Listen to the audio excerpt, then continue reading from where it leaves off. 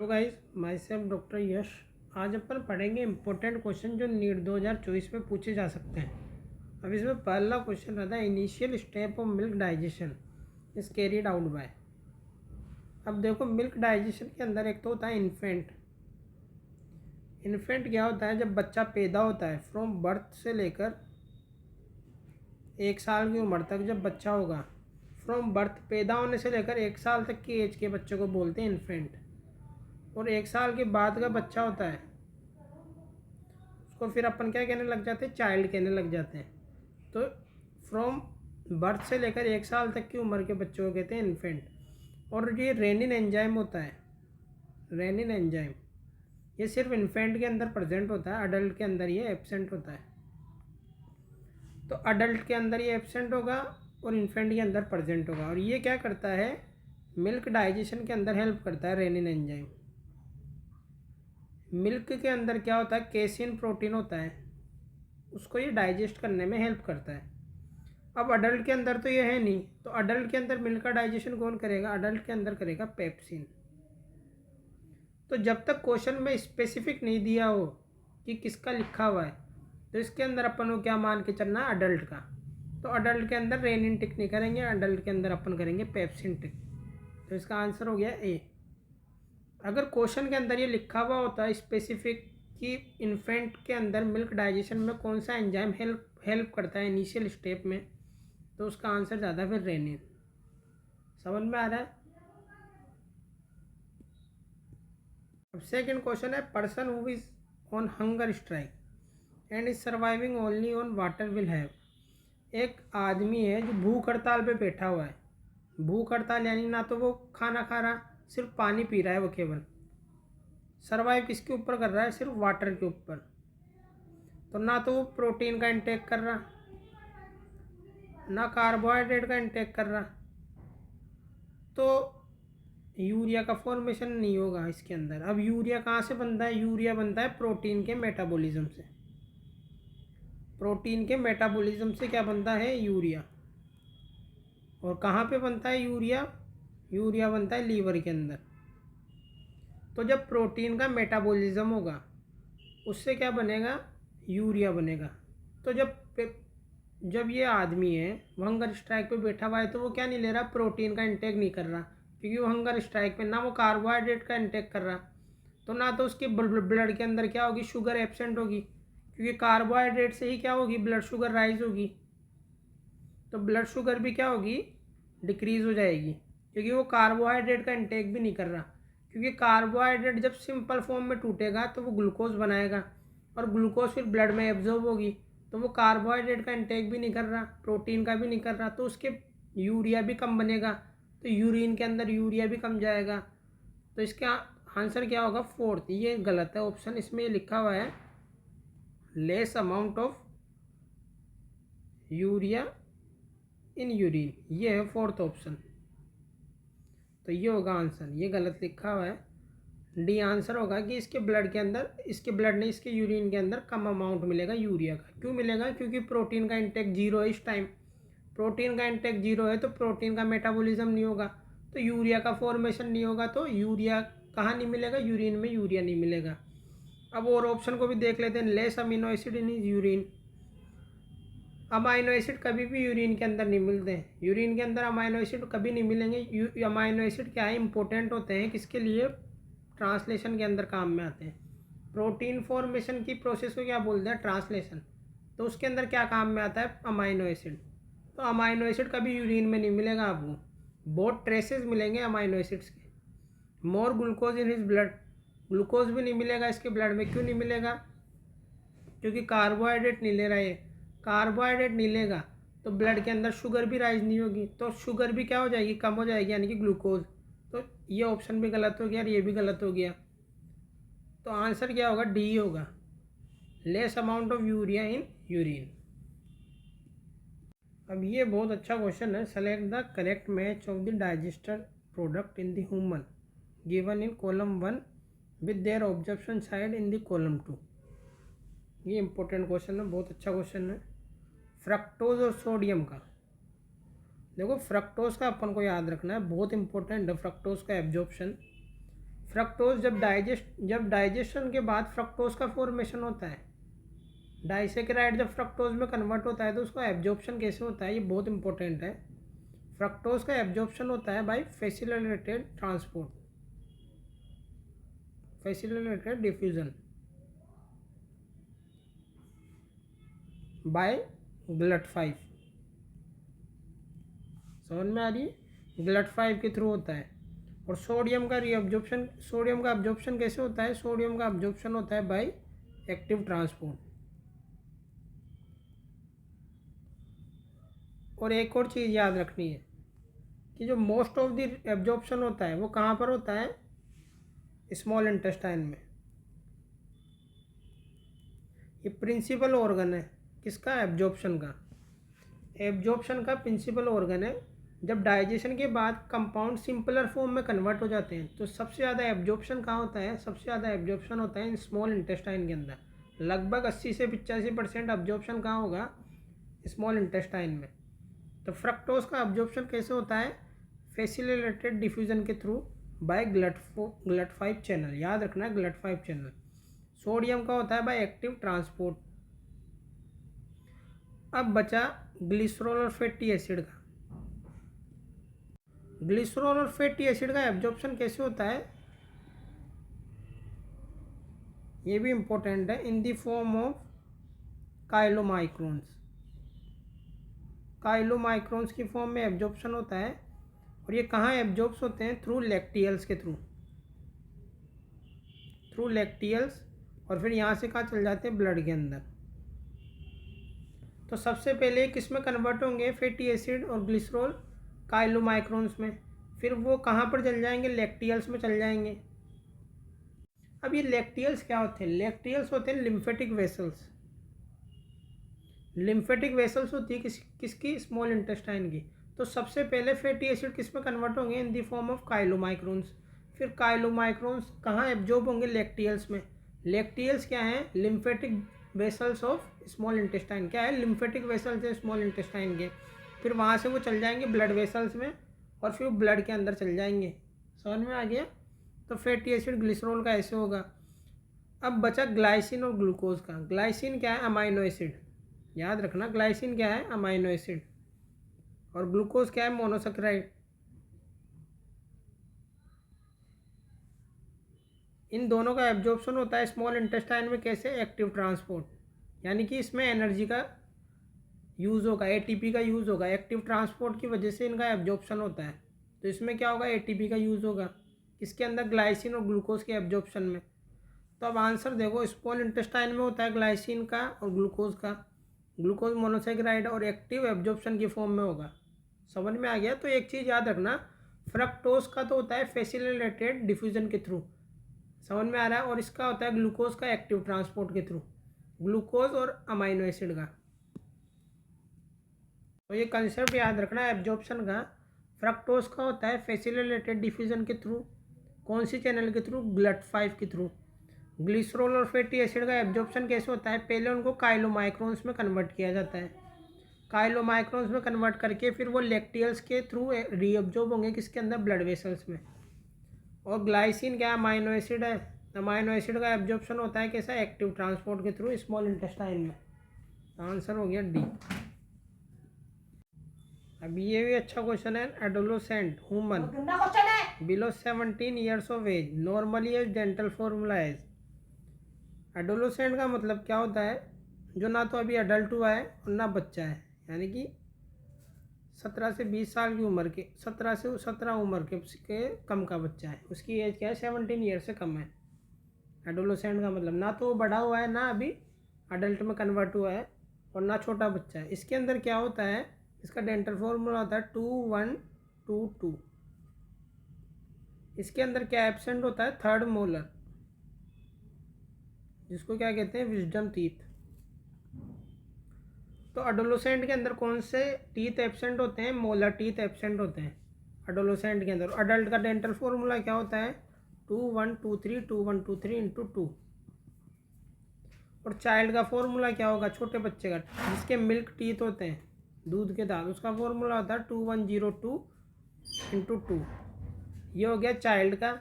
ये हो गया एडोलेसेंट का और ये हो गया अडल्ट का। अब अडल्ट के अंदर क्या प्रेजेंट होते हैं, मोलार भी होते हैं, प्री मोलार भी होते हैं, कैनाइन भी होते हैं और इंसिजन भी होते हैं। अब जो चाइल्ड होता है उसके अंदर क्या एब्सेंट होते हैं, प्री मोलर एब्सेंट होते हैं चाइल्ड में, और एडोलेसेंट में क्या एब्सेंट होते हैं, मोलर टीथ। तो प्री मोलर टीथ कभी भी बच्चे के अंदर प्रेजेंट नहीं होंगे। तो ये मिल्क टीथ क्या होते हैं, एक बार टूट जाते हैं, सारे सारे दांत बाहर निकल जाते हैं मिल्क टीथ। ये दांत बाहर निकले बाद दोबारा दांत आते हैं एडोलेसेंट में।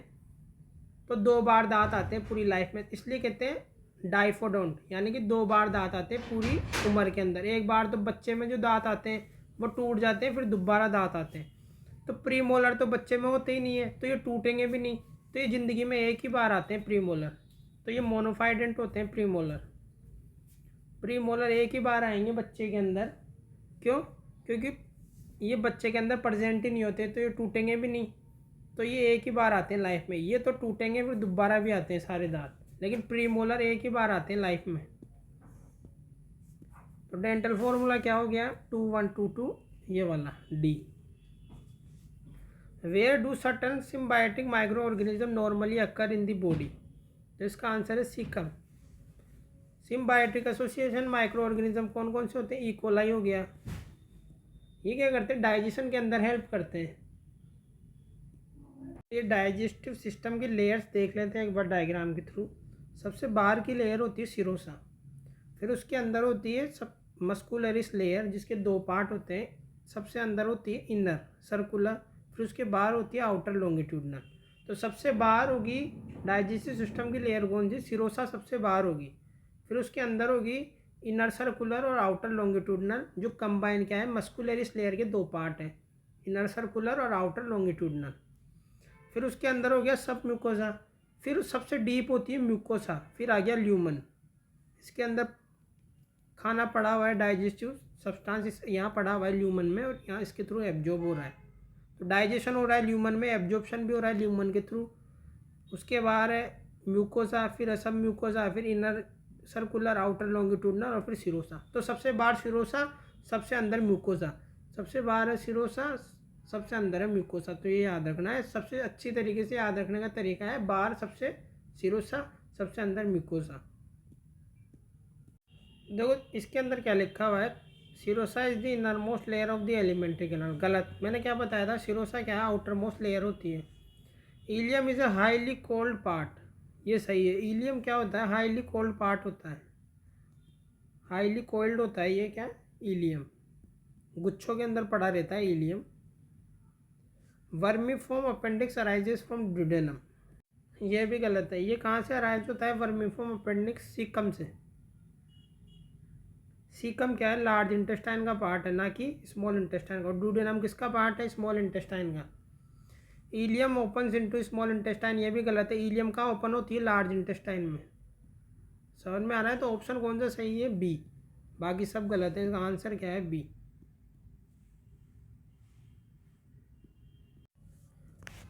Identify the cell whose secretion protects the lining of gastrointestinal tract from various enzymes।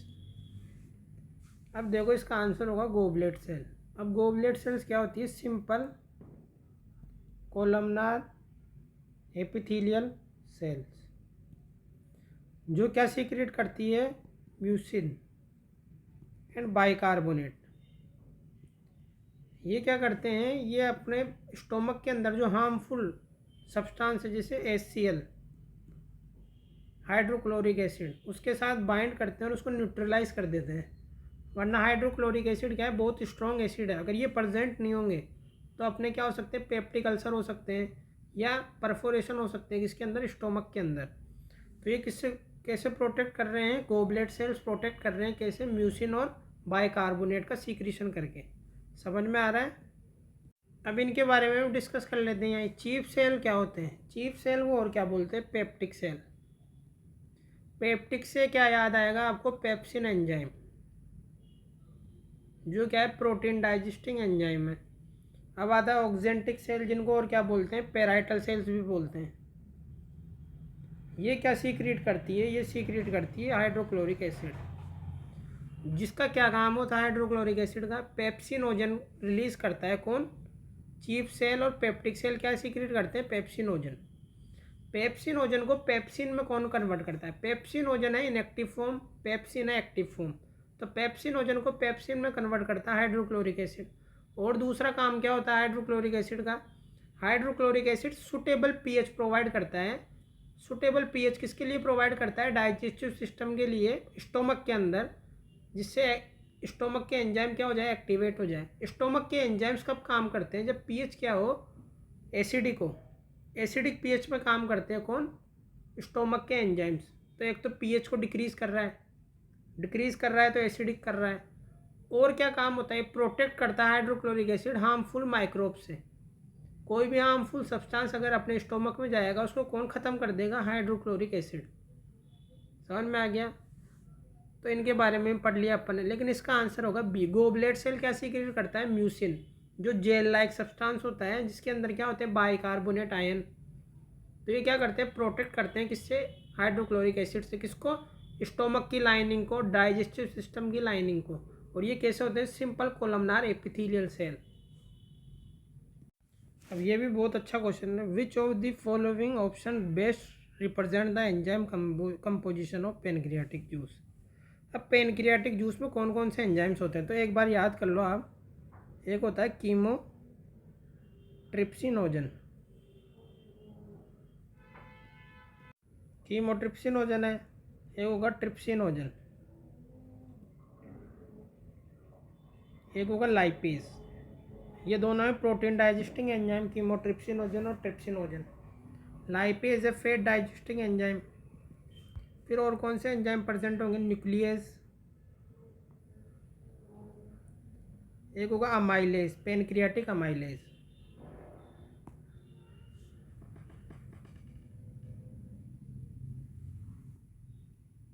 और क्या होंगे? और हो गए कार्बोक्सी पेप्टाइडेज।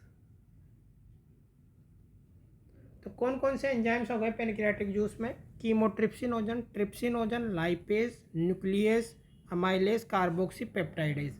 आपके लेवल पे इतना याद करना है आपको, नीट के लेवल पे ये सारे एंजाइम्स प्रेजेंट होते हैं। पेनक्रियाटिक जूस में किस कंडीशन में होगा? प्रोकार्बोक्सी पेप्टाइडेज की फॉर्म में प्रेजेंट होगा।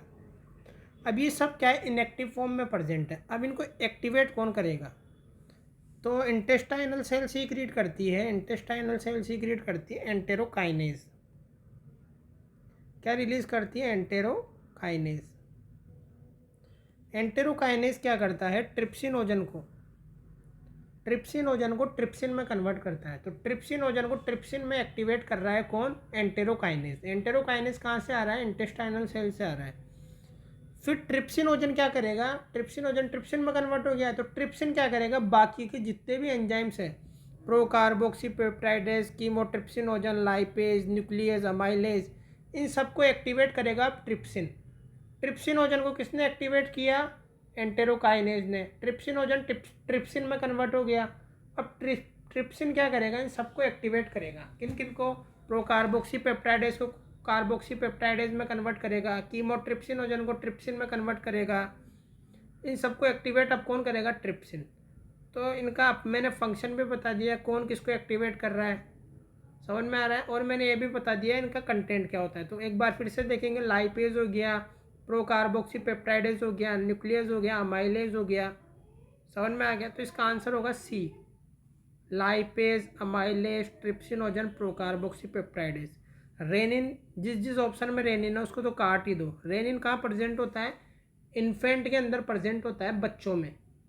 जब बच्चा पैदा होने के बाद 1 साल तक का रहेगा, जब तक उसके पेट के अंदर क्या रहेगा? रेनिन प्रेजेंट रहेगा। जैसे जैसे वो बड़ा होता जाएगा उसके अंदर जो स्टोमक में रेनिन है वो ख़त्म होता जाएगा। समझ में आ रही है? तो रेनिन जिस ऑप्शन में उसको तो हटा ही दो, तो डायरेक्ट आप सी को टिक कर दो। समझ में आ गया? अब ये क्वेश्चन देखो, which cells of crypts of Lieberkühn secretes antibacterial lysozymes. तो क्रिप्ट्स ऑफ लीवर खून क्या है? एक तो ग्लैंड है, इंटेस्टाइनल ग्लैंड, याद रखना अच्छी तरीके से। इंटेस्टाइनल ग्लैंड है और ये कहाँ प्रेजेंट होती है? विलाई के बीच में। ये फिंगर लाइक प्रोजेक्शन है, इनके बीच बीच में क्या प्रेजेंट है? ये हो गई विलाई। अब इनके बीच में ये क्या क्या प्रेजेंट है, ये है क्रिप्स ऑफ लूबरकून, इनके बीच में प्रेजेंट है ये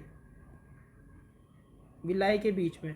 अब इसके अंदर होते हैं क्या, पेनथ सेल्स और गोबलेट सेल्स भी होते हैं। पेनथ सेल क्या सीक्रेट करते हैं, ये सीक्रेट करते हैं लाइसोजोम्स। लाइसोजोम्स के अंदर होता है लाइसोजाइम्स। ये क्या होता है, एंटीबैक्टीरियल इन नेचर होते हैं।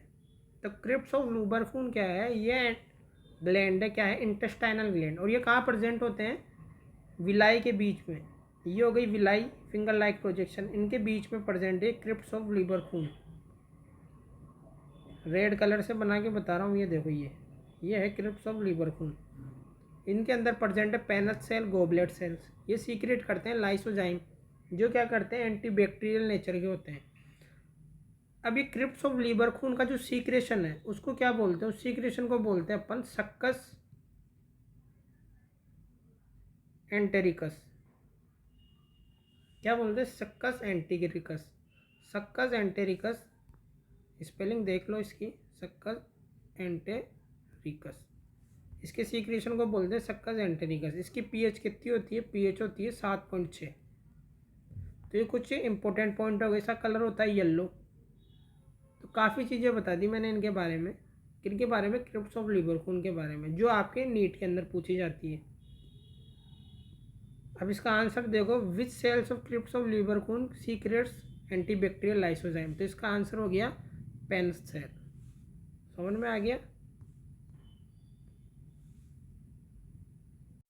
अर्जेंटाफिन सेल क्या होते हैं, ये होते हैं, ये क्या सीक्रेट करते हैं, सेरोटोनिन। ये भी क्वेश्चन आ सकता है, अर्जेंटाफिन सेल क्या सीक्रेट करते हैं, सेरोटोनिन। ये किस में हेल्प करते हैं, पेरिस्टाल्सिस में। जाइगोमोजन सेल्स क्या होती है, होती है चीफ सेल्स। मैंने बताया था चीफ सेल्स क्या सीक्रेट करती है, पेप्सिनोजन। समझ में आ गया। तो इनके बारे में मैंने बता दिया अलग से। पेनथ सेल इसका आंसर होगा, आंसर ए होगा। A baby boy age 2 years is admitted to play school and passes through a dental check. The dentist observed that the boy had 20 teeth, which teeth are absent. A baby boy, जिसकी उम्र कितनी है, 2 साल की, यानी ये बच्चा है। और चाइल्ड का डेंटल फार्मूला क्या होता है, चाइल्ड का डेंटल फार्मूला होता है 2102 इंटू 2। इसके अंदर क्या एब्सेंट होते हैं, प्रीमोलर एब्सेंट होते हैं चाइल्ड में। तो इसका आंसर हो गया B. The contraction of gall bladder is due to cholecystokinin, CCK1। और ये कौन से रिसेप्टर पे एक्ट करेगा, CCK रिसेप्टर पे। और ये कहाँ से सीक्रेट होते हैं, neuro endocrine cell of intestine, जिनको क्या बोलते हैं, आई सेल्स। समझ में आ रहा है। तो कोलिसिस्टिक आयनिन की वजह से गाल ब्लैडर का कॉन्ट्रैक्शन होता है। समझ में आ गया। तो कॉन्ट्रैक्शन कौन करा रहा है, कोलिसिस्टिक आयनिन। कहाँ से रिलीज हो रहा है, आई सेल से, जो न्यूरोएंडोक्राइन सेल है। Emulsification of fat is carried out by, इसका सिंपल सा आंसर है bile salts. The enzymes enterokinase helps in conversion of trypsinogen को ट्रिप्सिन में कन्वर्ट करता है। अभी मैंने बताया था, एक्सप्लेन किया था प्रीवियस क्वेश्चन में। तो ये आज के क्वेश्चन डिस्कस हो गए किसके, डाइजेशन एंड एब्जॉर्प्शन के। अगले लेक्चर के अंदर अपन और डिस्कस करेंगे और important question digestion and absorption के। Please like and subscribe this channel.